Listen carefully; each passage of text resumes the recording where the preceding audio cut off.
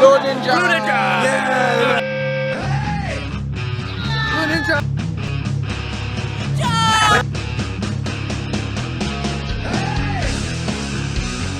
What's up, YouTube? It's me, the Blue Ninja, and yeah, right now I'm on my way to. Oh, someone's coming.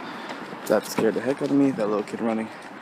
Anyways, right now I'm walking to go meet my friend. And anyways, wanted to shoot. First of all, let me say, sorry to you guys that haven't been shooting any videos or stuff like that. I have been I'm pretty bad with time management, and whatever. I just haven't sat down. I've sat down and shot videos, but I haven't posted a lot of them. It's easy to shoot a video. It takes more time to actually edit and post and stuff like that. Oh, I don't want to get hit by this guy in the bike and whatever. But yeah, so I will try my best to be better at putting videos up. So that I lost a couple of subscribers, which really sucks. But can't blame people for unsubscribing. I haven't put anything up in like 6 years or 2 months or something like that. Anyways, I wanted to talk about learning Japanese in Japan. And can you guys see anything? Sorry, there's so much sun there. Yeah, I wanted to shoot a video about actually learning Japanese in Japan, and probably pretty short, but it's not, in my opinion. Well, first of all, there are a few ways you can come over to learn Japanese. Sorry, there are a few ways you can come over to Japan. Depending on what country you live in, you can do a working holiday, like some individuals I know, and which is great if you're from like the UK, I think in Australia maybe, I'm not too sure. Also, if you working holiday, you can go to a university or a language school, which is of course going to cost a bit of money, but you'll be able to get here. And then the cheapest way, in my opinion, well, probably next to the working holiday, is if you go to an eikaiwa, like you get a job at an eikaiwa like I have, and they will provide you with an apartment and do a lot of the dirty work for you, the hard stuff. So I think that's kind of the best way to get to Japan. But in terms of getting to Japan and learning Japanese, in my opinion, is actually the least effective or worst way to get to Japan, or not to get to Japan, to learn Japanese. Now, why would I say that? The reason, because if you're working at an eikaiwa, a language school, depending on which hours you're working, you will be there for, I'm at work for 9 hours, approximately of the day, from 12 to 9. And as you can imagine, well, first of all, so most of my day is gone because of that. And then, by the time I get home, I'm really tired, feel really lazy. But the thing about, besides being lazy, feeling lazy after work, is that speaking English for 9 hours, of course, doesn't really help you learn Japanese. Language learning process is very difficult in itself. Learning a second language, I guess voluntarily, when you're sitting down trying to study, trying to acquire the skills. It's not like if you're a child and you were brought up into it. You have to reshape your mind to understand different grammatical functions, grammatical structures and stuff like that. So to, of course, speak your native language for 9 hours out of the day, when in actuality, you may be up for about, I may actually be awake for about 13, 14 at most, and you're not really getting enough time to allow your mind to break down and to switch. Now, this is not the same if you work at a Japanese school, like as an ALT.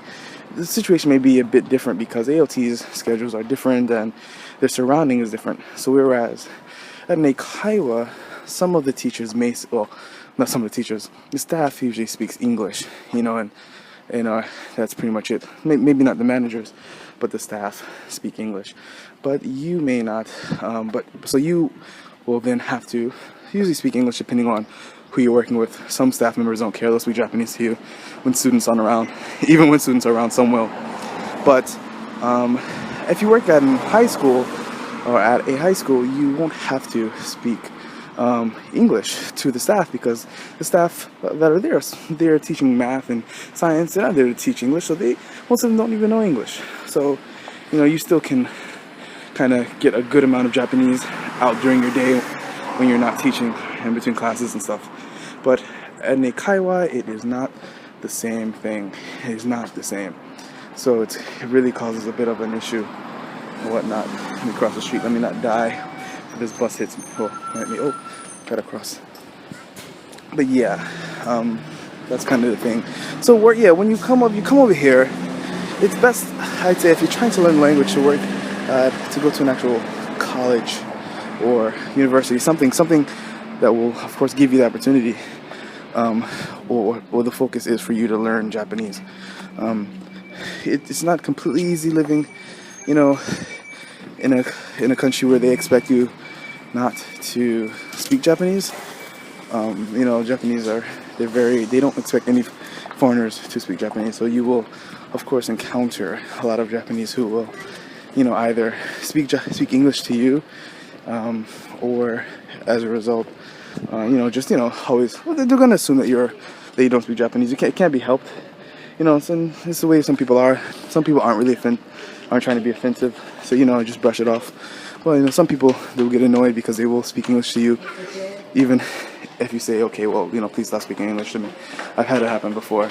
But in general, people are pretty chill about it, so help overall, But yeah, I would suggest that if any of you are coming over here, I'm in the train station right now. That's what a general train station looks like. Not like the really popular ones, like at Shibuya or Akihabara or any of those really unpopular places you guys may know about. This is just an average one. About to pay, get on the train. Booyah, like a boss. Anyways, yeah, so that's kind of it. There's no real, what was I saying? So if you're coming over here, it's best to go to a language school. And eikaiwa is good for if you want to get into the country. If you already speak Japanese, then it's a great way to just get over here. But from my experience, it's just not really helpful. It's not helpful for your language ability.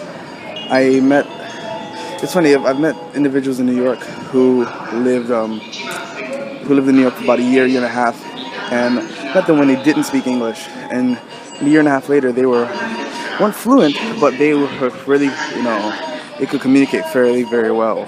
But you meet someone who's been over here for 2 years, who's been doing like an eikaiwa job, and yeah, their Japanese skills, depending on how much they study, will be pretty limited. They will speak a lot slower than someone who's living in an English-speaking country, speaking that one language, having to focus and speak that one language all the time. Anyways, just wanted to say that, guys. If you have any questions or comments, please hit me up on YouTube or whatever. If you've seen this video for the first time, please subscribe.